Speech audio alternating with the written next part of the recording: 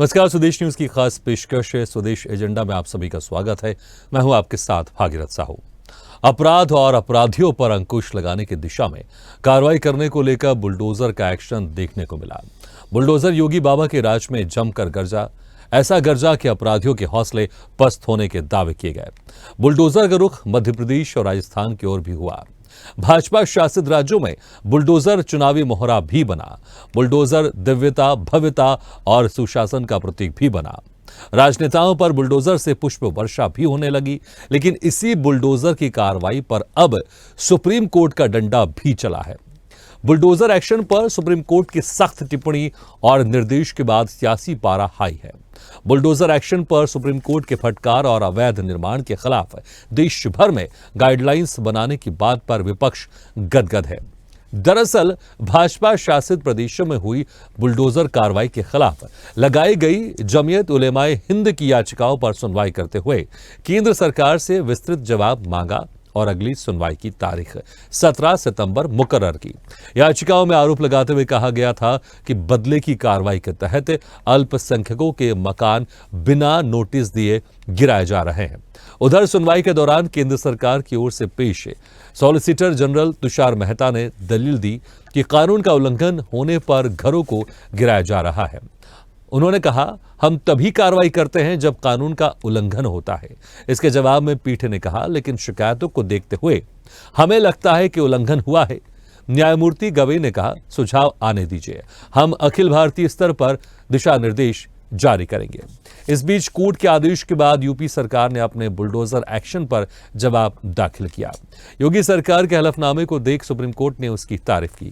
कहा कि प्रदेश में किसी का भी घर बिना कानूनी प्रक्रिया के नहीं तोड़ा जा रहा है। गृह विभाग के विशेष सचिव ने हलफनामे में कहा कि किसी भी अचल संपत्ति को कानूनी प्रक्रिया के तहत ही ध्वस्त किया जा सकता है और हम उसी का पालन कर रहे हैं।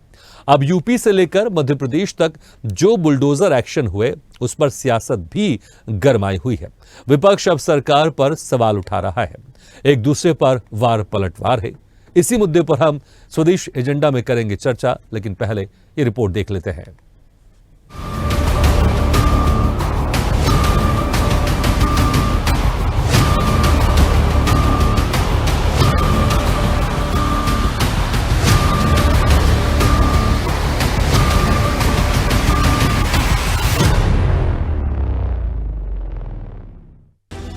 देश की विभिन्न राज्य सरकारों द्वारा किए जा रहे बुलडोजर एक्शन पर सुप्रीम कोर्ट ने सख्त नाराजगी जाहिर की है।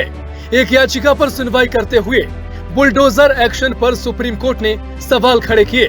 सुप्रीम कोर्ट ने कहा कि क्या कोई किसी का भी घर सिर्फ इसलिए तबाह कर सकता है क्योंकि वह आरोपी है। सुप्रीम कोर्ट ने कहा कि अगर कोई आरोपी दोषी भी पाया जाता है तो उसका घर बिना तय कानून के तबाह नहीं किया जा सकता।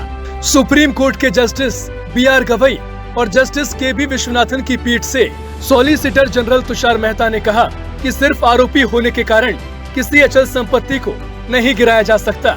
SG मेहता ने कहा कि डेमोलिशन तभी हो सकता है जब कोई ढांचा गैर कानूनी ढंग से बनाया गया हो। हालांकि उन्होंने ये भी दावा किया कि अदालत के सामने मामला गलत तरीके से पेश किया जा रहा है। कोर्ट ने इस पर कहा, अगर आप इस बात से सहमत हैं तो हम इसके आधार पर दिशा निर्देश जारी करेंगे। सुप्रीम कोर्ट ने कहा है कि अवैध निर्माण पर कार्रवाई होनी चाहिए, लेकिन इसके लिए कुछ उचित प्रक्रिया हो। अगर निर्माण अवैध है तो ठीक है, लेकिन इसमें कुछ नियमितता होनी चाहिए। हम एक प्रक्रिया तय करेंगे। जस्टिस विश्वनाथन ने पूछा कि ऐसे मामलों से बचने के लिए निर्देश क्यों नहीं दिए जा सकते। कोर्ट ने कहा कि पहले नोटिस जारी किया जाए, फिर जवाब का समय दिया जाए, कानूनी कदम उठाने के लिए समय दिया जाए और उसके बाद ही डेमोलिशन हो। अब सुप्रीम कोर्ट ने बुलडोजर एक्शन पर पूरे देश में गाइडलाइंस बनाने की बात कही है।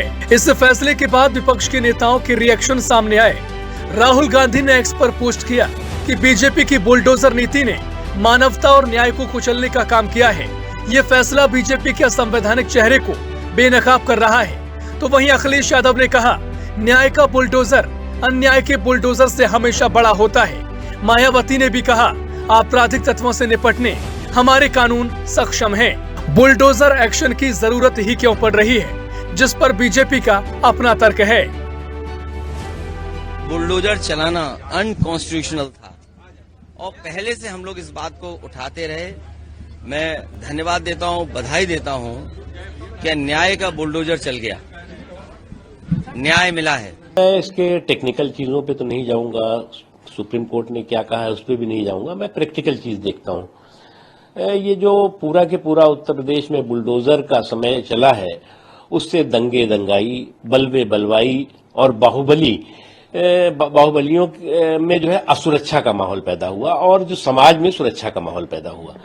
इसलिए अब टेक्निकल इश्यू क्या है, टेक्निकल बातें जो है वो होंगी, लेकिन मैं मानता हूं कि अगर किसी भी सिस्टम के जरिए दंगे हैं, दंगाई हैं, बलवे हैं, बलवाई हैं, बाहुबली हैं, बकैत हैं, उनका बंटाधार होता है और समाज में सुरक्षा का एहसास होता है, तो किसी को इसमें आपत्ति नहीं है।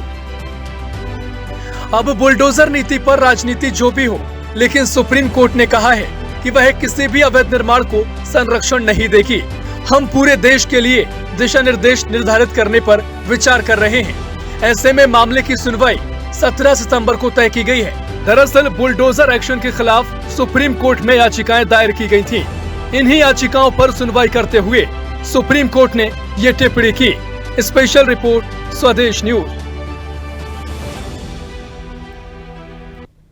तो सुप्रीम कोर्ट का डंडा, बुलडोजर पड़ा ठंडा। चलिए इस खास मुद्दे पर हम चर्चा शुरू करते हैं।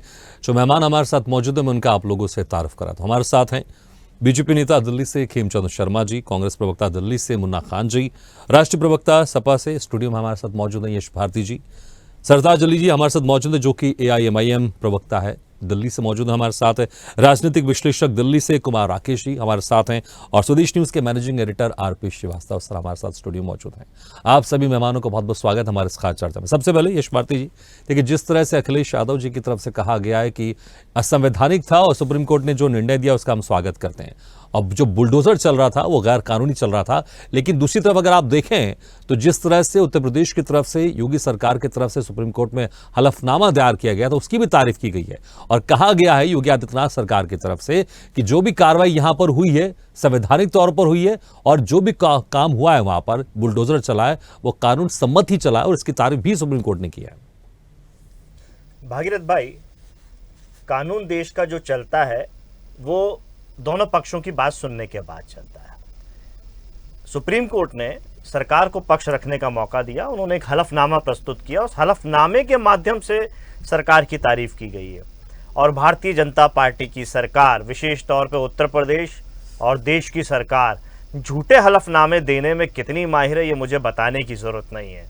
मैं पुराना इतिहास आपको दोहरा के बता दूं, यही भारतीय जनता पार्टी की कल्याण सिंह जी की सरकार थी जिसने कहा था कि बाबरी मस्जिद को सुरक्षित रखने की जिम्मेदारी हमारी है। यह हलफनामा भारतीय जनता पार्टी की सरकार ने सुप्रीम कोर्ट में दिया और जिसमें नाकामयाब रही और षड्यंत्र किन लोगों ने किया यह बताने की मुझे आवश्यकता नहीं है। यही भारतीय जनता पार्टी की सरकार थी, इसने हलफनामा दिया, देश में झूठ बोला कि एक भी मजदूर देश में पैदल नहीं चला कोविड काल में, एक भी व्यक्ति की ऑक्सीजन से की कमी से मौत नहीं हुई। इससे बड़ा झूठ मैं अब क्या बताऊं। ये जो सरकार है इसने झूठ बोला, सुप्रीम कोर्ट से झूठ बोला, देश की सदन में झूठ बोला और बड़ी बेशर्मी से परोस करके झूठ बोला। और ये बुलडोजर के मामले में भी यही है।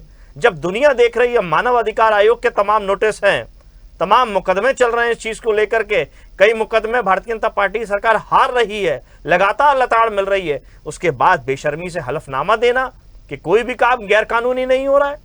गैरकानूनी नहीं हो रहा है तो अगर अवैध निर्माण हो रहा था तब भारतीय जनता पार्टी की सरकार कहां थी जिसको अवैध के नाम पर ये तोड़ देती हैं। केवल मुकदमा लगा के आरोपी बना करके और उस आदमी को अपमानित करने का काम करते हैं। और हम पूछते हैं वही व्यक्ति जब भारतीय जनता पार्टी से संबंधित होता है तो उसके यहां बुलडोजर क्यों नहीं चलता। ब्रजभूषण शरण सिंह की कौन सी संपत्ति के ऊपर बुलडोजर भारतीय जनता पार्टी की सरकार ने चलाया, जिसको दोषी दिल्ली की पुलिस मानती है। दिल्ली पुलिस जो भारतीय जनता पार्टी के बड़े नेता देश के गृह मंत्री अमित शाह के अंतर्गत आती है। कौन सा बुलडोजर चला ब्रजभूषण शरण की संपत्ति पे, कौन सा बुलडोजर चला कुलदीप सेंगर की संपत्ति पे, कौन सा बुलडोजर चला चिन्मय आनंद की संपत्ति पे, कौन सा बुलडोजर चला प्रज्ञा ठाकुर की संपत्ति पे। तमाम ये अपराध जिस पे आतंकवाद का मुकदमा चल रहा है उसको तो सम्मानित करने का काम किया कि सदन में भेजा, और सदन में भेजने के साथ साथ में जो लोकसभा की रक्षा समिति की होती है उसमें सदस्य तक बनाने की कोशिश कर रहे थे, वो तो विपक्ष के लोगों ने विरोध किया कि आतंकवाद का मुकदमा झेल रही व्यक्ति के ऊपर, महिला के ऊपर आप रक्षा समिति में सदस्य बना देंगे। तो ये तमाम ऐसे काम है भारतीय जनता पार्टी के जो समय पे भारतीय जनता पार्टी ने दिखाए। अब सवाल बुलडोजर पे है। बुलडोजर पे सवाल अगर विपक्ष उठाए तो आप सवालात कीजिए कि हम विपक्ष की राजनीति कर रहे हैं, लेकिन अभी लोकसभा के चुनाव हारने के बाद उत्तर प्रदेश में भारतीय जनता पार्टी के विधायक, सांसद, उनके सहयोगी जो एनडीए में सहयोगी हैं वो बुलडोजर पे सवाल उठा रहे हैं। तो उस पर बुलडोजर सही कैसे हो गया? बुलडोजर सही का प्रतीक कैसे हो सकता है? बुलडोजर तो तोड़ने का प्रतीक हो सकता है, निर्माण का प्रतीक तो नहीं हो सकता। हाँ, भाजपा के निर्माण का प्रतीक हो सकता है जो नकारात्मक सोचते हैं, जिनको अंधभक्त कहा जाता है, उन जो नकारात्मक सोचते हैं, सकारात्मक सोचने की शक्ति नहीं रखते। हम अगर किसी अपराधी की ठीक तरीके से जांच करके उसको अपराध सिद्ध करके पीड़ित को या पीड़िता को न्याय मिले उसकी बात करते तो भी विपक्ष को आरोपी लगा देते। आप बताइए, बनारस हिंदू यूनिवर्सिटी में बलात्कार के आरोपी जो 3 है जिन्होंने वीडियो तक वायरल हो गया जिनका, उनसे भारतीय जनता पार्टी मध्य प्रदेश चुनाव में प्रचार कराती थी। 2 की जमानत हो कैसे गई? जमानत इसीलिए हो गई क्योंकि ठीक ढंग से जांच नहीं हुई, ठीक तरीके से न्यायालय में दस्तावेज प्रस्तुत नहीं किए गए, उनकी कमी के कारण आज जमानत हो गई। ठीक है, तो अपराधियों को जमानत क्यों मिल रही है? हम चाहते हैं ठीक ढंग से जांच हो और न्याय प्रक्रिया को बाधित ना हो। आप कह रहे हैं कि बिल्कुल सोच समझकर और बहुत सही तरीके से किसके ऊपर कार्रवाई करनी, किसके ऊपर नहीं करनी, ये बीजेपी सरकार अपने फायदे के हिसाब से, नफा नुकसान के हिसाब से कर रही है। ठीक है, मुझे लगता है शायद यही संशय था, इसलिए सुप्रीम कोर्ट ने इस पर दिशा निर्देश जारी करने की बात की गई। ठीक है, हमारे साथ कांग्रेस के प्रवक्ता भी हैं मुन्ना खान जी।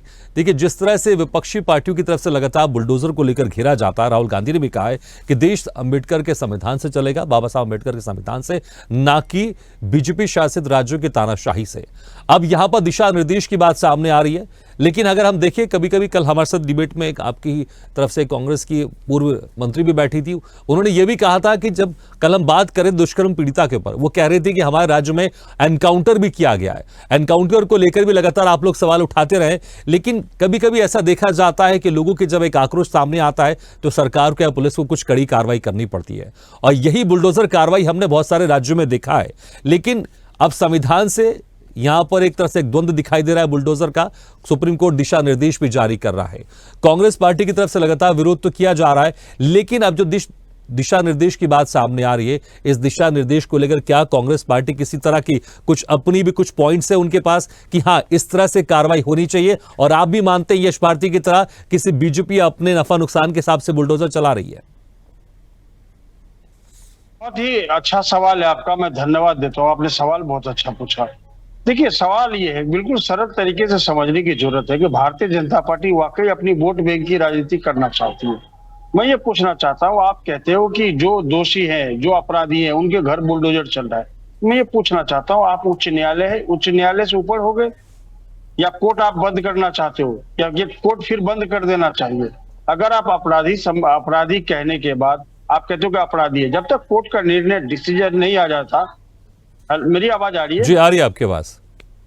हाँ, जब कोर्ट जब निर्णय दे कि कोई अपराधी है तो ही हम अपराधी मानते हैं, हमारा संविधान कहता है। लेकिन नहीं, तानाशाह सरकार किसी को भी अपराधी कह करके उसके घर को बुलडोजर से तुड़वाने का काम करता है। अभी एक ताजा बिल्कुल मामला है मध्य प्रदेश का, उसे बताया गया कि वो 7 साल से वो घर बन रहा था और सरकार ने कहा अनलीगल है, उस पर बुलडोजर चढ़वा दिया। वो एक चीज देखने वाली बात है कि सरकार कह रही है कि घर अनलीगल है, घर अनलीगल के साथ साथ जो उसकी 6 गाड़ियां थी वो भी अनलीगल थी। लग रहा वो कहीं चोरी करके लाए थे वो, या चोरी की गाड़ी उसके बंगले पे रखी हुई थी, उसे भी बुलडोजर से तोड़ा गया। तो देखने वाली बात है कि एक तरफ तो आप कहते हो कि जो दोषी है, जो अपराधी है, हम उस पर कार्रवाई करते हैं, और दूसरे तरफ जो अपराधी है उसको आप संरक्षण देने का काम करते हैं। जब भी आपको चुनाव में जरूरत पड़ती है तो आप बाबा राम रहीम को इस्तेमाल करते हो। जब भी आपको चुनाव में मध्य प्रदेश में प्रचार की जरूरत पड़ी तो 3 लड़के जो आईटी सेल के थे उसको बुला करके मध्य प्रदेश में प्रचार करवाया, जबकि रेप के दोषी थे।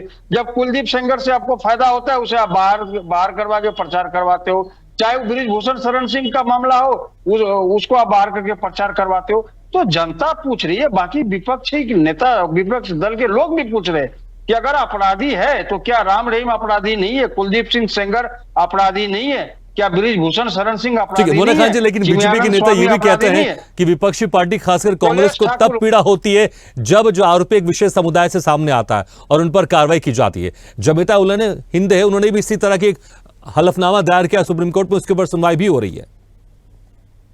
देखिए, पहली बात तो बिल्कुल समझने की जरूरत है कि जो अपराधी है उसका कोई जात कोई धर्म नहीं होता। अपराधी मेरा बेटा भी हो सकता है।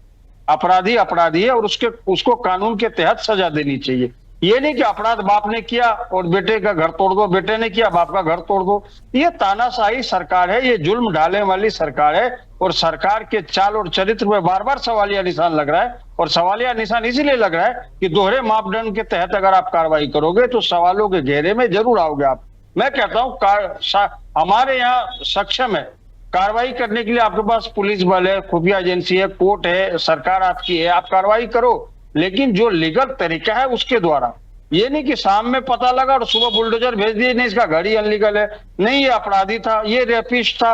मैं ये पूछना चाहता हूं कि अगर अभी अयोध्या का एक मामला आया, वहां पे आपने बेकरी वाले का घर तोड़ने का काम किया। मैं यही पूछना चाहता हूँ, वो जो 3 लड़के थे जो बनारस जो लोकसभा सीट है हमारे देश के प्रधानमंत्री की, वहां जो 3 लड़के रेप किए, उसे क्यों 4 महीने के बाद जमानत दे दी गई? और जमानत देने के बाद तो बहुत ताज्जुब की बात लग रही है कि उसे फूल मालाओं के साथ सम्मानित किया गया, मंच पे बुला के सम्मान दिया जाता है कि आइए आप, स्वागत है आपका। आपने हिंदुस्तान में जो बहु बेटियां हैं उनकी आपने अस्मत लूटने का काम किया, आपका स्वागत करता है भारतीय जनता पार्टी के लोग। तो ये लोग वो नारा दे रहे थे कि बेटी बचाओ बेटी पढ़ाओ, लेकिन अब वो नारा उल्टा होता दिख रहा है। तो बेटी तो पढ़ाओ लेकिन बेटी भारतीय जनता पार्टी के नेताओं से बचाओ। सारे रेपिस्ट भारतीय जनता पार्टी में बढ़े हैं। ये अगर 114 नेता है जिसके ऊपर रेप का मामला चल रहा है। तो ये ठीक है, आप कह रहे हैं कि धर्म की बात की, लेकिन राजनीतिक महिला तौर पर इसका इस्तेमाल किया जा रहा है। ठीक है, लेकिन सरताज अली, मुझे लगता है इनकी राय दूसरी। ये कह रहे हैं कि जानबूझ पर बीजेपी शासित राज्य वहां पर मुसलमानों को दबाने के लिए मुसलमानों के साथ इस तरह से व्यवहार किया जा रहा है, और जिस तरह से हिटलर की भी बात कही थी आपके नेता ने सरताज अली जी, और जिस तरह से अभी हलफनामा भी दायर किया गया है, और मुन्ना खान जी कह रहे हैं जो आरोपी हैं उनके खिलाफ कार्रवाई होनी चाहिए, धर्म से जुड़ा मामला नहीं है। लेकिन आपके नेता कह रहे हैं कि धर्म देखकर इस तरह की कार्रवाई की जा रही है और अब इस पर सुप्रीम कोर्ट दिशा निर्देश जारी करेगा। देखिए, मैं सबसे पहले तो आप ये समझ लीजिए कि बीजेपी मुसलमानों से नफरत और हिंदुत्व के नाम पर सत्ता में आ रही है, और ये आइडियोलॉजी बीजेपी की कोई नई नहीं है, क्योंकि संवैधानिक पद पर चाहे वो सूबाई जो है मुख्यमंत्री हो या हमारे देश के प्रधानमंत्री हो, प्रधानमंत्री कभी कहते हैं कि कपड़ों से पहचाने जा सकते हैं, कभी कहते हैं कि बच्चे ज्यादा पैदा करते हैं, और हमारे जो यूपी के सीएम हैं, जितने भी बीजेपी शासित राज्य हैं, सब में हाल यही है कि मुसलमानों के अंदर एक खौफ का माहौल बनाया जा रहा है। और हद तो ये है कि टाइम इस लगेगा, खौफ आप चले को जाओ। चुनावी रैली में 2022 में मैनपुरी के अंदर योगी आदित्यनाथ, जो कि संवैधानिक गार्जियन है उत्तर प्रदेश के, वो अपनी रैली में कहते हैं कि जो ज्यादा आक्रामक हो रहे हैं उनको चुनाव के बाद शांत कर दिया जाएगा। मतलब एक ऐसा माहौल देश के अंदर बनाया जा रहा है कि मुसलमानों को डराया जाए, मुसलमानों को नुकसान पहुंचाया जाए, और ये इसमें कोई दो राय नहीं है कि सारी चीजें जितनी भी हो रही हैं वो धर्म विशेष को देखकर हो रही हैं। अभी जैसे मुन्ना खान जी ने बताया, बनारस हिंदू यूनिवर्सिटी के 3 छात्र जो थे आईटी सेल से ताल्लुक रखते थे बीजेपी पार्टी के, तो उनको जो है किसी के घर पर कोई बुलडोजर नहीं भेजा गया यूपी सरकार की तरफ से। कुलदीप सिंह सेंगर साहब का जिक्र किया, मैं सहमत हूँ इस बात से। और यहाँ तक कि राजस्थान हनुमान जयंती के नाम पर दिल्ली में जब एक बार झगड़ा हुआ, तो जहांगीरपुरी में दिल्ली में जब उस वक्त शासित एमपी थी, तो बुलडोजर भेज दिया गया। ठीक है सरताज जी, लेकिन एक सवाल और है। ठीक है, आप कह रहे हैं कि धार्मिक तौर पर कार्रवाई की जा रही है, ठीक है, जिनके ऊपर कार्रवाई की जा रही है, अगर आपकी बात मान भी ले, धार्मिक तौर पर यहां पर कार्रवाई की जा रही है, बीजेपी देख देख कर चुन चुन कर कार्रवाई कर रही है, लेकिन जिनके ऊपर कार्रवाई कर रही है, क्या वो वाकई में निर्दोष थे? क्या वो वाकई में मासूम थे? इनके ऊपर ऐसा नहीं है कि सुप्रीम कोर्ट की अभी जो है कोई गाइडलाइन आ गई या ऑर्डर आ गया। अभी सुप्रीम कोर्ट ने इस जो मसला कोर्ट है उस पर एक अपनी स्टेटमेंट दी है, बड़ा रुख अपनाया है। लेकिन ये तो पहले से ही एक कानून है देश के अंदर, यदि किसी चीज को डिमोलिश किया जाएगा, किसी को बुलडोज किया जाएगा। सुप्रीम कोर्ट ने कहा कि अगर कोई कन्विक्ट भी है तो उसके घर को आप नहीं तोड़ सकते। लेकिन यहाँ क्या हो रहा है, मध्य प्रदेश में एक छात्र के साथ चाकू की वारदात हुई। वो लड़का किराए पर रहता था, मकान मालिक का मकान तोड़ दिया, उसका तो कोई ताल्लुक भी नहीं था। तो ये बुलडोजर की जो ये असंवैधानिक जो न्याय प्रक्रिया बीजेपी ने चलाई है मुसलमानों के खिलाफ। ठीक है, तो जो आपके जो बाकी जो दूसरे विपक्षी पार्टी के नेता वो कह रहे हैं राजनीतिक तौर पर कार्रवाई की जा रही है, लेकिन आप कह रहे हैं धार्मिक तौर पर कार्रवाई की जा रही है। कुमार राकेश जी, आप कैसे देखते हैं, क्या ये राजनीतिक कार्रवाई है या फिर धार्मिक कार्रवाई है? जिस तरह से सरताज जी कह रहे हैं कि सोच समझकर धार्मिक तौर पर कि कौन एक विशेष समुदाय से आ रहा है उसके ऊपर कार्रवाई की जा रही है ताकि वोट बैंक मजबूत किया जा सके। को भी सुन रहा था, सरताज अली जी को सुना, तो मेरी आवाज आ रही है आपको? जी आ रही है आपकी आवाज। हाँ, धन्यवाद। तो जो बात ये कह रहे हैं कि कानूनी जो कार्रवाई की जा रही है, चुन चुन के मुसलमानों के खिलाफ ऐसा माहौल बनाया जा रहा है, तो मुसलमान तो इतना बेचारा है कि नूह मेवात में कितने कत्लेआम कर देता है। मुसलमान बहुत बेचारा कौम है, बेचारा है मुसलमान, इतना बेचारा है कि नुपुर शर्मा को घर में जाना पड़ता है डर के मारे। कितना मुसलमान बेचारा है, लेकिन कितना बेचारा कौम है, कितना डरा हुआ कौम है। मैं हमारे कई दोस्त हैं मुसलमान और हिंदू मुस्लिम सिख ईसाई की बात है, जो इन नैरेटिव करते हैं उसके खिलाफ काम करते हैं। सबसे बड़ा संकट इस बात का है। और जहाँ तक बुलडोजर की बात है या जिसकी बात है कि उदाहरण लेकर के एक नया नैरेटिव बनाने की कोशिश करते हैं, ये पहले भारत की बात क्यों नहीं करते, भारतीयता की बात क्यों नहीं करते, भारत में रह रहे हैं, भारत के प्रति पहले वफादार क्यों नहीं होते। सबसे बड़ा संकट इस बात का है कि इनको भारत के प्रति वफादार होने में। भाई मेरी आपत्ति है कि इनको वफादारी का सर्टिफिकेट देने के लिए बुलाए राजनीतिक विश्लेषक है, ये तय करें कि वफादार कौन है। आप कौन है मेरी वफादारी को उठाने वाले? आप कौन है वफादारी को उठाने वाले? आप कौन है? जो आप बात कर रहे हैं कि किसी के जनता पार्टी हमारे की खिलाफ या आपके खिलाफ, आप राजनीतिक विश्लेषक है। सुने आप राजनीतिक विश्लेषक है, भारतीय जनता पार्टी की दलाली न करें। उनके प्रवक्ता है, अब्दुल कलाम साहब से सर्टिफिकेट मांगेंगे। आप सच को सुनना पड़ेगा, आपको सच सुनना पड़ेगा।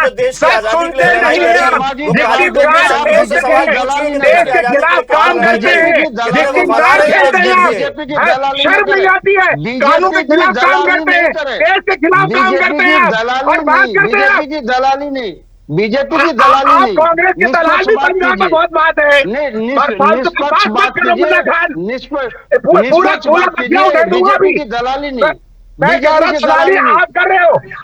जवान को लगा दो, मैं जवान को लगा दो, मैं जवान को लगा दो, जवान को लगा दो। मैं जवान को मैंने बोलना सीखो, पहले बोलने की तमीज सीखो, पहले बोलने की तमीज सीखो।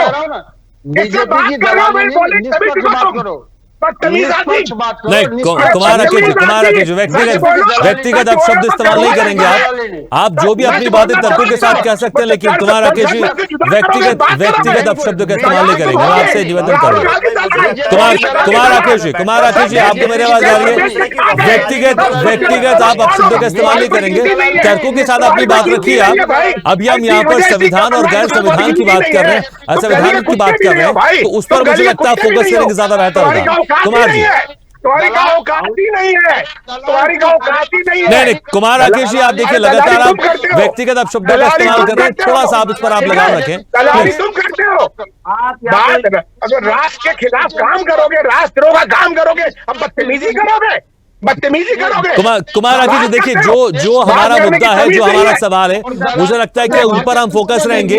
यहाँ वहां की बातों में जाएंगे तो मुझे लगता है कहीं और हमारा डिबेट डिरेल हो जाएगी। कुमार राकेश जी, आप मेरी आवाज सुन रहे हैं? सुन रहा हूँ, इनको सुनने में इनकी नाली मर गई। नहीं, कुमार राकेश जी, पहले आप व्यक्तिगत जो आप शब्द प्लीज आप उसका इस्तेमाल ना करें। देखिए यहाँ पर अब सुप्रीम कोर्ट के दिशा निर्देश की बात यहाँ पर सामने आ रही है, इसको लेकर अगर आप, मुझे लगता है फोकस करेंगे ज्यादा बेहतर होगा। कुमार राकेश जी, और बीजेपी की दलाली ये नहीं चलेगा, निष्पक्ष बात कीजिए आप राजनीतिक विश्लेषक है, सम्मान करता हूं मैं आपका, निष्पक्ष बात कीजिए आप। क्या चलेगा क्या नहीं चलेगा अब आप बताएंगे, अब आप पत्रकारों को भी धमकाएंगे, अब आप पत्रकारों को। कुमार राकेश जी, लगता है आपकी आवाज प्रॉपर नहीं आ रही है, लेकिन जो व्यक्तिगत अपशब्द का इस्तेमाल नहीं होना चाहिए। ठीक है, आरपी श्रीवास्तव सर, देखिए बहुत सारे मुद्दे हैं यहाँ पर। अभी सुप्रीम कोर्ट की तरफ से दिशा निर्देश भी यहाँ पर अब जारी करने की बात सामने आ रही है। दूसरी तरफ जो योगी आदित्यनाथ की तरफ से हलफनामा वहां पे दाखिल किया गया, उसकी तारीफ भी की जा रही है। लेकिन अब मुद्दा ये कि क्या ये राजनीतिक कार्रवाई थी या फिर ये धार्मिक कार्रवाई थी, क्योंकि जिस तरह से एमआईएम के नेता वो इससे धार्मिक कार्रवाई कह रहे हैं। आप सुप्रीम कोर्ट इसमें एक्शन लेगा, क्या कोई दिशा निर्देश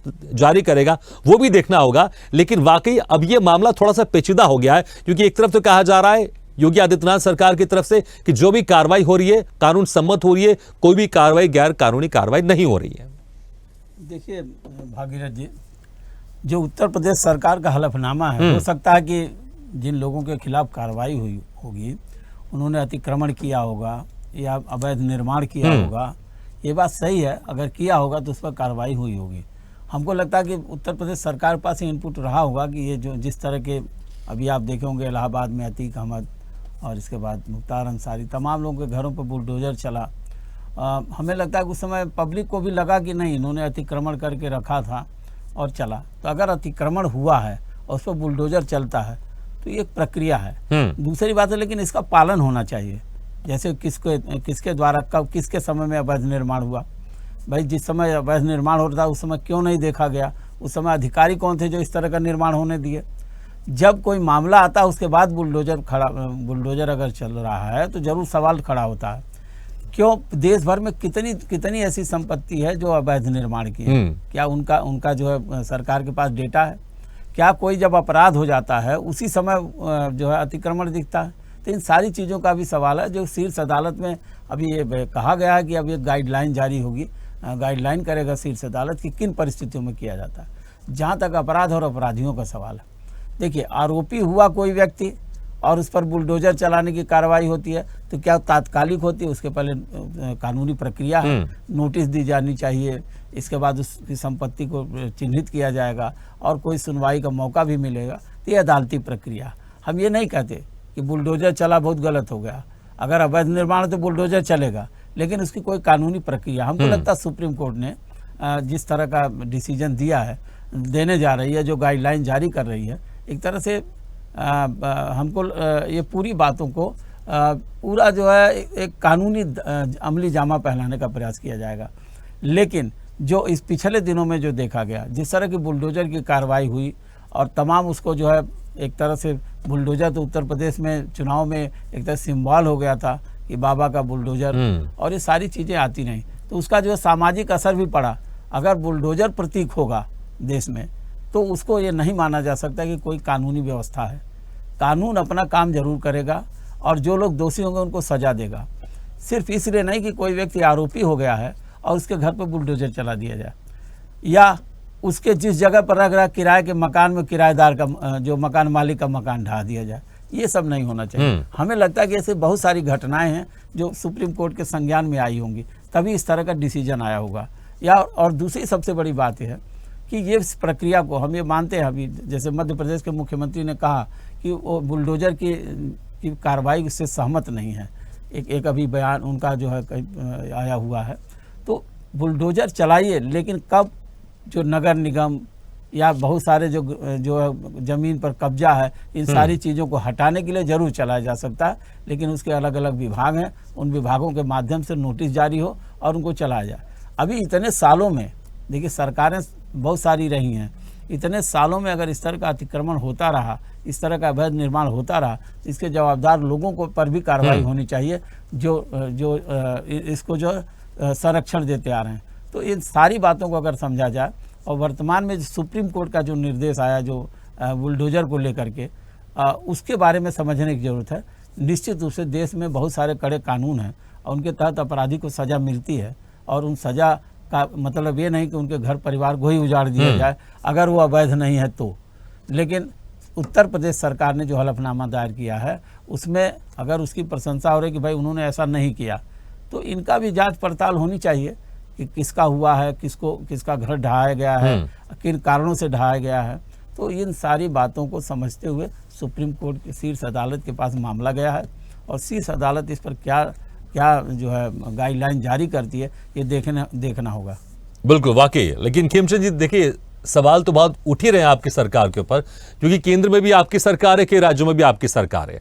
अगर आपको कार्रवाई करनी है तो आप कानून सम्मत कार्रवाई कर सकते हैं। अगर आपको लग रहा है कि इस तरह की कार्रवाई, सख्त कार्रवाई होना चाहिए, उसको कानून बना के उसको सख्त कार्रवाई भी कर सकते हैं।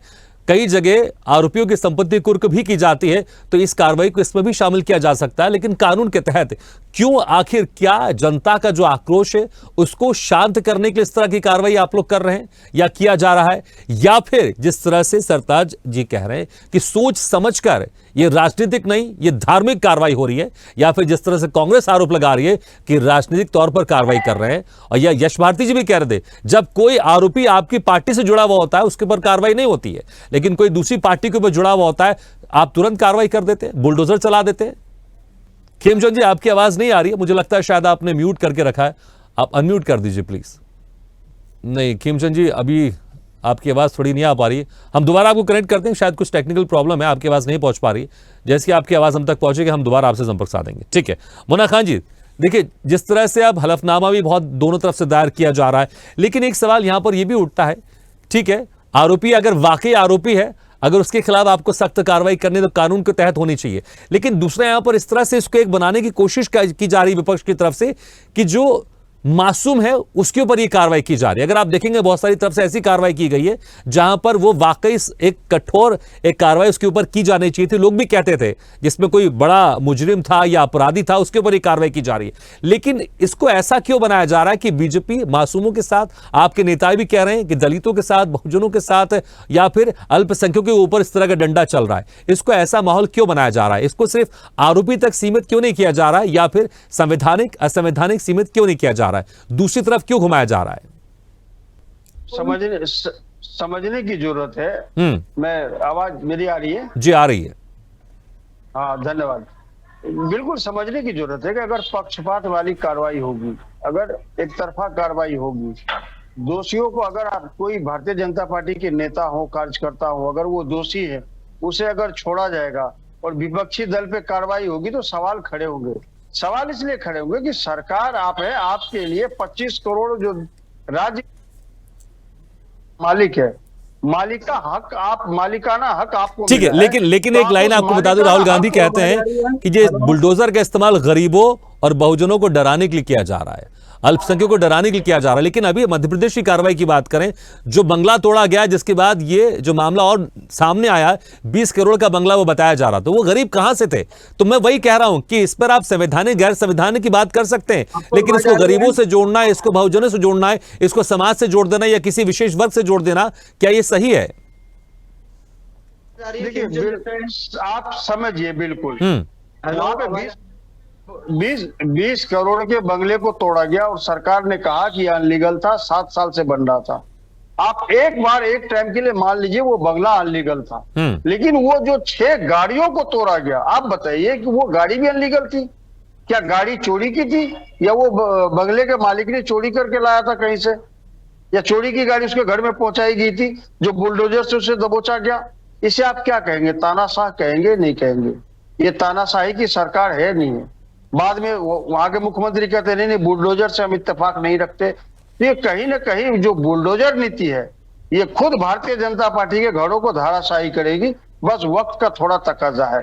लोग कई तरह के सवाल उठाते हैं, एक मुस्लिम की बात हो, दलित की बात हो, शोषित की वंचित की बात हो, अगर आप बुलडोजर कार्रवाई करोगे, ऐसा नहीं है कि 2017 के बाद से अपराधी आए हैं, 2017 से पहले अपराधी नहीं थे, अपराधी थे, अपराध होते थे, उसमें कार्रवाई होती थी, उसमें सख्त कानून हमारे देश में है, उस कानून के प्रक्रिया के तहत उसमें कार्रवाई होती थी और लोगों को पता लगता था। फिर वहां जात धर्म की बात नहीं होती थी, एक अपराधी की बात होती थी। लेकिन आज यहाँ एक अपराधी को बचाया जाता है, एक अपराधी को छिपाया जाता है और दूसरे के ऊपर बगैर अपराध के कोई भी लांछन लगा करके जो अदर कास्ट के हैं, जो अल्पसंख्यक है, दलित है, समुदाय वंचित है, शोषित है, उसके घरों को तोड़ा जा रहा है। मैं वही तो कह रहा हूं कि यहाँ पर संविधान गैर संविधान की बात ही नहीं हो रही है, संवैधानिक गैर संवैधानिक की बात नहीं। आप लोग इसको कहीं और मोड़ रहे हैं। बहुसंख्यक, दलित, गरीब, इसको इस तरह से जोड़ा जा रहा है। आखिर क्यों? ठीक है यश भारती जी, आखिर क्यों? क्या ये राजनीति सूट करती है आप लोगों को, विपक्षी पार्टियों को? इसलिए हर मुद्दे में आप दलित ढूंढ लीजिए, गरीब ढूंढ लीजिए, अल्पसंख्यक ढूंढ लीजिए, ना कि गैर संविधानिक या संविधान की हम बात कर रहे हैं। यहाँ पर ऐसा नहीं हो रहा है। यश भारती जी, नहीं, यहाँ देखिए गरीब और अमीर की बात नहीं हो रही है, यहाँ तो हर उस आदमी की बात हो रही। सुप्रीम यहाँ न्याय के प्रतीक की बात हो रही है। न्याय का प्रतीक भारतीय जनता पार्टी की सरकार बुलडोजर को बनाना चाहती है। आपने टॉपिक बुलडोजर रखा है और उसकी आड़ में भारतीय जनता पार्टी जो आपने अभी छतरपुर की घटना का बात की। देखिए छतरपुर, मेरे कांग्रेस के मित्र बैठे हैं, मुझे इस बात को कहने में, खुले मंच पे कहने में कोई शर्मिंदगी नहीं है। कांग्रेस का एक सिंगल नेता अगर वहां पे गया हो, चाहे जिले का चाहे प्रदेश का, 25 तारीख को आपने वहां पे कमेटी बना दी, लेकिन अभी तक कोई भी कांग्रेस का व्यक्ति नहीं गया है, जबकि आपका जिला उपाध्यक्ष था, आपकी पार्टी का पार्षद था। यही तो भारतीय जनता पार्टी करना चाहती है कि विपक्ष डरे। विपक्ष में कोई भी व्यक्ति अगर संपन्न सक्षम बनता है उसको कमजोर बनाएं किसी भी तौर पे। उसका अगर वो नामी व्यक्ति है तो उसका नाम खराब कर दें, अगर वो आर्थिक के तौर पे मजबूत है तो उसको आर्थिक तौर पे उसकी कमर तोड़ें और नाम दे दें कि ये अपराधी था, इसने ये गुनाह किया है, इसीलिए हमने ऐसा किया। गुनाह तय करने वाले भारतीय जनता पार्टी के सरकार के लोग कौन होते हैं? ये काम तो सुप्रीम कोर्ट करेगा, हाई कोर्ट करेगा, जिला न्यायालय करेगा। जब न्यायालय से दोषी पाया जाएगा तो न्यायालय बताएगा सजा क्या देनी है। लेकिन जो भारतीय जनता पार्टी की सरकारें तय कर रही हैं कि इसने जुर्म किया, इसीलिए हम इसको सजा दे रहे हैं कि हम बुलडोजर तोड़ रहे हैं। मैं गया वहां ग्राउंड जीरो पे छतरपुर, मैंने देखा एक छोटे बच्चे की साइकिल कुचली पड़ी है वहां पे। अब उस साइकिल, जो छोटे बच्चे की साइकिल टूटी हुई है, उसका जुर्म क्या था? भारतीय जनता पार्टी के नेता बता दें। जो गाड़ियां टूटी हुई हैं, उस गाड़ियों में जो ड्राइवर थे, जो इनको रोजगार मिल रहा था, स्वरोजगार की बात करते हैं, उन ड्राइवरों का क्या दोष था? उस घर में रहने वाली महिलाओं का क्या दोष था? उस घर में रहने वाली बच्चियों का क्या दोष था जो मकान ढह दिया? उस मालिक का दोष हो सकता है, उस घर में रहने वाले लोगों का दोष नहीं हो सकता जिनको आपने बेघर कर दिया। और आप जो बुलडोजर का प्रतीक बना करके न्याय देने की बात कर रहे हैं, तो मैं फिर दोहरा रहा हूं, ब्रजभूषण शरण सिंह के घर पे कब बुलडोजर चलेगा? कौन सी संपत्ति आपने बुलडोजर चला करके खत्म करी? कुलदीप सेंगर के घर पे आपने कौन सा बुलडोजर चलाया? प्रज्ञा ठाकुर के यहाँ आपने कौन सा बुलडोजर चलाया? जो आतंकवाद की मुकदमा झेल रही हैं, लगातार तारीख करी। आप झेलना शब्द आपकी भाषा के लिए कह रहा हूं, पीड़िता बताना चाहते हैं आप, जिसके ऊपर आतंकवाद का मुकदमा चल रहा है। ये सिलेक्टिव पॉलिटिक्स आप करते हैं। हम तो कहते हैं पीड़ित को न्याय मिलना चाहिए, ठीक ढंग से जांच हो, किसी भी अपराधी को छोड़ा ना जाए अगर आप उसे अपराधी बनाते हैं। आपकी सरकार ने, भारतीय जनता पार्टी की सरकार ने आरएसएस के स्वयंसेवक की हत्या के जुर्म में प्रज्ञा ठाकुर को गिरफ्तार किया था, फिर भारतीय जनता पार्टी ने ही उसको सांसद भेजने का काम किया। ये दोहरे मापदंड आपके होते हैं, विपक्ष के या हम लोगों के नहीं। हम तो न्याय की बात कर रहे हैं। झूठ फैलाने का काम भारतीय जनता पार्टी करती है। दोहरे मापदंड आप लोग के होते हैं, पक्षपात आप लोग करते हैं, इसलिए अब सुप्रीम कोर्ट का यहां पर डंडा चल रहा है बुलडोजर पर। देखिए, मैं पूरे कॉन्फिडेंस से, पूरे विश्वास के साथ आपके टीवी के माध्यम से बता दूं कि जिन पे भी कार्रवाई हुई है वो कानून संगत कार्रवाई हुई है और अपराधियों के खिलाफ कार्रवाई हुई। जिस तरीके से इंडी गठबंधन वाले इसी पर मुन्ना खान जी कह रहे थे, ठीक है वो जो बंगला इलीगल हो सकता है, लेकिन उसमें जो गाड़ियां रखी थी वो लीगल कैसे हो सकती हैं? यश भारती जी कहती वहां पर जो साइकिल पड़ी हुई थी वो कैसे लीगल हो सकती है? वो किस कार्रवाई में आती है? वो किस संविधान की कार्रवाई में आता है? उन्होंने दी है, कमाल की दलील उन्होंने दी है। इलीगल मकान नहीं होता, इलीगल वो फाइनेंस होता है जिसके थ्रू, या इलीगल वो बनाने का तरीका होता है। जो जमीन आपकी नहीं है वहां पे आपने बना दिया। वैसे ही गाड़ी इलीगल अपने आप में नहीं है, इलीगल जिस पैसे से उसको खरीदा गया है, जिसके लिए उसको यूज किया गया है, जिस क्राइम में उसको यूज किया गया। पर अब ये कहते हैं कि महिलाओं का क्या दोष है? अरे महिला अगर इलीगल मकान में रह रही है, चोरी के मकान में रह रही है, चोरी की चीजें उपयोग कर रही है, तो वो गलत कर रही है। आप किस तरीके का लॉजिकल आप एक्सप्लेनेशन दे रहे हैं? आप भावनात्मक कनेक्ट करने की कोशिश कर रहे हैं। एक बच्ची की साइकिल, अगर वो साइकिल चोरी के पैसे से आई है तो बच्ची को भी उस साइकिल को चलाने का अधिकार नहीं है। देश में करोड़ों बच्चियां हैं जिनके पास इस तरीके की लग्जरी साइकिल नहीं है। और आप आपने मतलब इसलिए साइकिल तोड़ी है कि वो अवैध पैसे से कमाई गई थी, या जो आरोप आपने उस पर लगाया है? मुन्ना भाई ने बताया कि 2017 से पहले भी अपराधी हुआ करते थे। हर जिले में डीएम और एसडीएम की तरह अपराधियों की नियुक्ति हुआ करती थी। वो अपराधी पैरेलल सिस्टम चलाया करते थे, उनके कहने पे पूरा एडमिनिस्ट्रेशन चलता था। आज वैसा नहीं है, आज कानून का राज है। और उत्तर प्रदेश में ब्रजभूषण शरण सिंह के यहाँ कब बुलडोजर चलेगा? कुलदीप सेंगर के यहाँ कब बुलडोजर चलेगा? तीसरी बार पूछ रहा हूँ। प्रज्ञा ठाकुर पे क्या ऐसा आपने अच्छा पाया कि पहले आरएसएस के हत्यारे के लिए आपने उसे गिरफ्तार किया, फिर संसद में भेजने का काम किया, आज भी उस पर आतंकवाद के आरोप हैं, तारीखें वो कर रही हैं। अत्याचार काम करने का काम कांग्रेस ने किया। अरे शिवराज सरकार ने गिरफ्तार किया था भाई उसको, शिवराज सरकार ने गिरफ्तार किया था। आप जानकारी दुरुस्त कर लीजिए। और उसी का परिणाम आपको भुगतना पड़ा।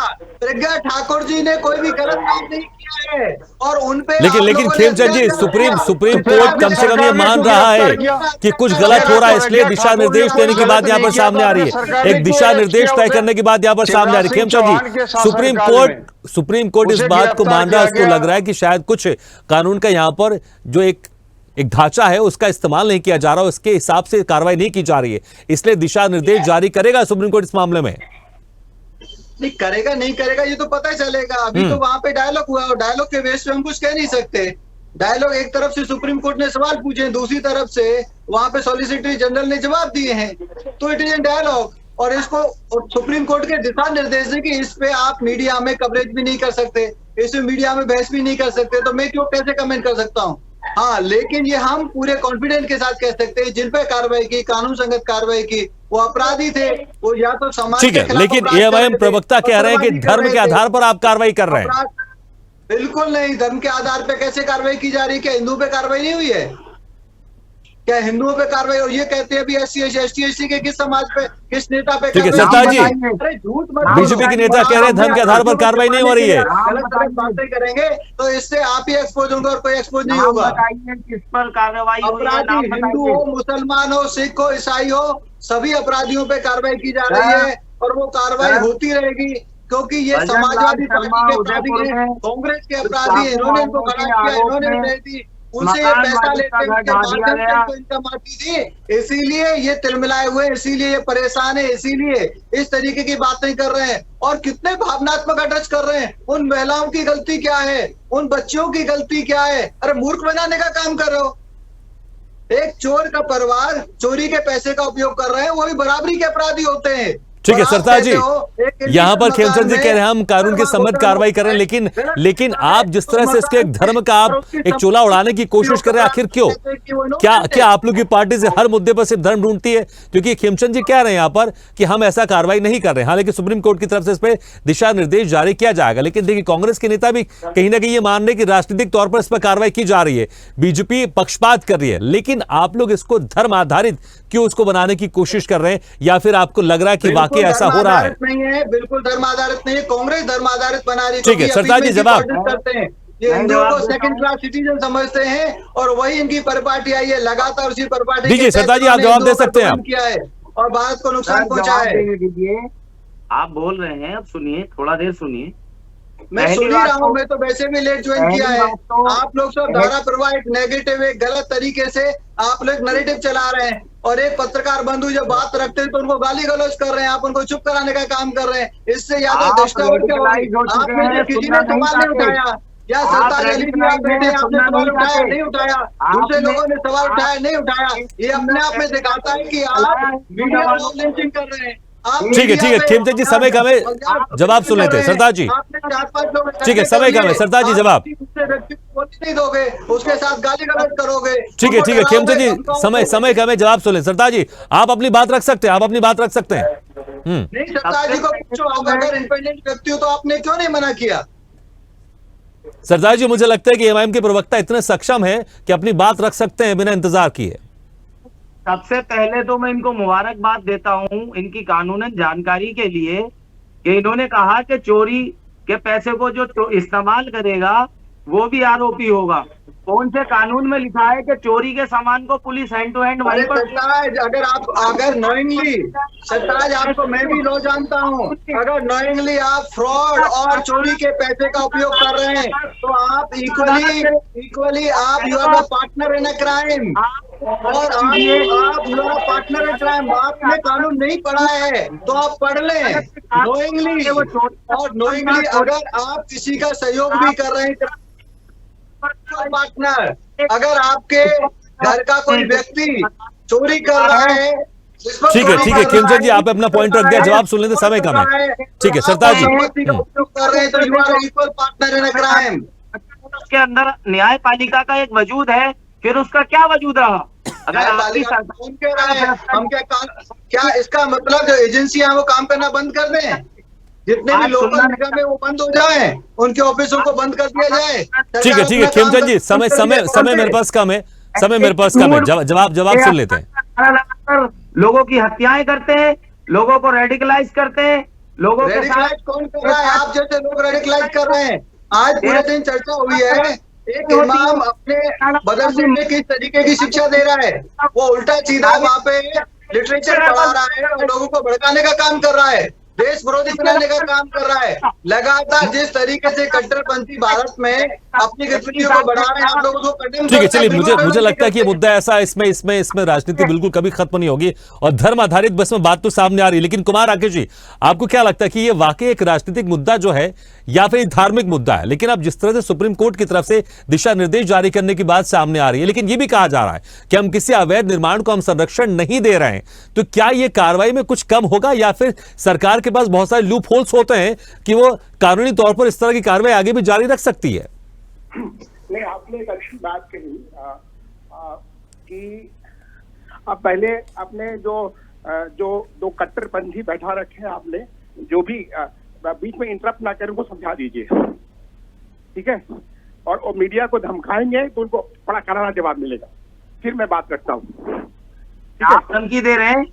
आप किसको धमकी देना चाहते हैं? धमकी में तो सर धमकी नहीं दे रहा हूँ। मीडिया वाले जो सवाल कर रहे हैं, आप धमकी दे रहे हैं। धमकी देने का काम आप करते हैं, दर्शन से जुदा करने का काम आप करते हैं, हम नहीं करते। अभी साबिर मलिक की हत्या हुई, किसने नारा लगाया? अभी जितने नारे लगते हैं, मॉब लिंचिंग होती है, झुंड में जाकर इकट्ठा होकर निहत्थे लोगों को मारा जाता है। कुमार राकेश जी, समय मेरे पास कम है, आप अपनी बात रख दीजिए। आप इनको ठीक है सरदार जी, सुन लेते हैं, लेकिन कुमार राकेश जी व्यक्तिगत अब शब्द नहीं प्लीज। ठीक है कुमार राकेश जी, आपके समर्थन में रेडिकलाइज किया है, मैं इनके बीच में लोगों का काम है। आज भी देश में शांति वाले लोग रहते हैं, चाहे वो हिंदू धर्म के हो या मुस्लिम धर्म के हो, लेकिन आप जैसे लोग नफरत फैला रहे हैं इस देश के अंदर। ठीक है सरदार जी, आपने अपनी आपत्ति रख दी। ठीक है कुमार राकेश जी, समय कम है, आपका कमेंट प्लीज, समय कम है। आप बोलने देंगे? सरदार जी सुन लेते हैं। इनकी आवाज क्यों नहीं कम करते आप? व्यक्ति की बोलिए, आप जवाब। ठीक है कुमार जी प्लीज, इसकी आवाज क्यों नहीं कम करते? ठीक है वो शांत है, आप अपने जवाब दीजिए प्लीज। आपने पूरा कांग्रेस के नैरेटिव का चैनल ही चला। नहीं कुमार राकेश जी, देखिए समय कम है, वो शांत है, आप अपनी बात रखिए प्लीज। हाँ, अब सवाल बताइए। देखिए मैं जिस तरह से कह रहा हूं कि अब सुप्रीम कोर्ट की तरफ से दिशा निर्देश जारी किया जाएगा, लेकिन क्या वाकई सरकार के पास जो अब एक पावर है, उस पावर के तहत वो संविधान के तहत काम कर रही है? उत्तर प्रदेश की सरकार की तरफ से कहा जा रहा है, लेकिन क्या वो लूप होल्स नहीं मिल पाएगा या फिर दिशा निर्देश के तहत कुछ बदलाव देखने को मिलेगा आगे चल के? देखिए, जो दिशा निर्देश दिए गए हैं सुप्रीम कोर्ट के, वो तमाम जो भी तथ्य रखे गए दोनों पक्षों से, उसमें भी है, और जो भारत सरकार के जो अटॉर्नी जनरल है जो उन्होंने बात रखी है, उनके अपने तथ्य हैं, ठीक है? बात मुद्दा है जो बुलडोजर की बात आ रही है कि बुलडोजर सेलेक्टिव नहीं है। यदि आप यूपी का भी देखेंगे, जिसको सिर्फ हाईलाइट किया जाता है सेलेक्टिव में, वहाँ हिंदुओं के घर पे ही बुलडोजर चले हैं, मंदिर भी ध्वस्त हुए हैं। लेकिन हमारे मीडिया के कुछ भाई लोग जो हैं एक पक्ष दिखाते हैं। आपको सैकड़ों उदाहरण मिल जाएंगे यूपी में, जो भी अतिक्रमण था, यदि मंदिर का था या मस्जिद का था, इसलिए वहाँ के मुसलमान भाई शांत हैं, वहाँ उनको दिक्कत नहीं है। तो जो जहां तक बुलडोजर चलाने की बात है और उसको जो एक नैरेटिव आया है, तो बुलडोजर वाला मामला अभी भारत में ठीक है आप कह रहे हैं कि सिलेक्टिव नहीं है, लेकिन एक बनाने की कोशिश की जा रही है। ठीक है, मेरे पास समय कम है, कुछ सेकंड में प्लीज। हाँ, मैं 10 सेकंड में आपकी 10 सेकंड में बात रख रहा हूँ। जो लूप होल्स की बात है, शासन के पास ऐसे कई हथकंडे होते हैं और जहां की आप बुलडोजर चलाने की प्रावधान होता है, तो कोर्ट कुछ नहीं कर सकता। ठीक है आरपी शाह सत्य, आपको वाकई लगता है कि दिशा निर्देश अगर जारी होंगे, अगर सरकार के पास कुछ ऐसे प्रावधान होते हैं, उसको जो करना वो कर सकती है, या फिर वाकई कुछ असर दिखाई देगा दिशा निर्देशों का? मुस्लिम समुदाय को टारगेट ठीक है सरताज जी, समय मेरे पास नहीं है, प्लीज। अपना हम भी यही कहना चाहते हैं, आपने एक्सेप्ट किया इस बात को। वो दोषी होता है, उस पर कार्रवाई, उसके लिए कानून बना हुआ है, उसके तहत कार्रवाई होगी। दूसरी सबसे बड़ी बात, जहाँ तक बुलडोजर का सवाल है, अगर उसको राजनीतिकरण करने की कोशिश होगी तो राजनीति होगी। अगर एक नैरेटिव सेट किया जाता है कि बुलडोजर की कार्रवाई बहुत अच्छी है और समाज में जो कानून व्यवस्था लागू मतलब बहाल करने के लिए सबसे अच्छा हथियार है, तो ऐसा हो नहीं सकता, क्योंकि भारत का संविधान है, संविधान के तहत देश चलता है। अब रही बात है कि किन लोगों पर बुलडोजर चला। उत्तर प्रदेश सरकार ने जो हलफनामा दिया, जिस तरह का दिया होगा, और अगर मान लीजिए इसकी सुप्रीम कोर्ट में इसको एक तरह से सही माना कि भाई इन्होंने, सरकार ने ऐसा कुछ नहीं किया, तो इस सारी बातों की जांच पड़ताल होनी चाहिए कि किन के ऊपर बुलडोजर चला। जिनके अवैध मकान नहीं थे, क्या उस पर भी चला, या जो मकान अवैध हैं उस पर तो चलेगा ही, लेकिन उसकी भी एक कानूनी प्रक्रिया है, और उस प्रक्रिया के तहत ही कोई भी बिल्डिंग को ढाया जा सकता है या अतिक्रमण हटाया जा सकता है। ये नहीं कि अचानक कोई अपराधी बना और उसके सीधे घर पर अगर बुलडोजर चलता है तो वो पता नहीं मकान किसके नाम पर है, कौन है, क्या किराएदार है, इन सारी चीज़ों का जांच पड़ताल होगा। हमें लगता है कि सुप्रीम कोर्ट जो है, क्योंकि शीर्ष अदालत के पास मामला है, जरूर कोई ऐसा दिशा निर्देश जारी होगा जिसके तहत इस पर कार्रवाई को कहीं न कहीं पर रोक लगेगी, या कार्रवाई अगर होगी तो उसके पहले जो भी अपराधी हैं या उनके घर को चिन्हित किया जाएगा, या ऐसे तमाम लोग हैं, माफिया और तरह तरह के लोग हैं जो गैंगस्टर हैं, इन्होंने जिस तरह की संपत्तियों को अर्जित करके संपत्तियां बढ़ाया है, इन पर भी कार्रवाई हो सकती है।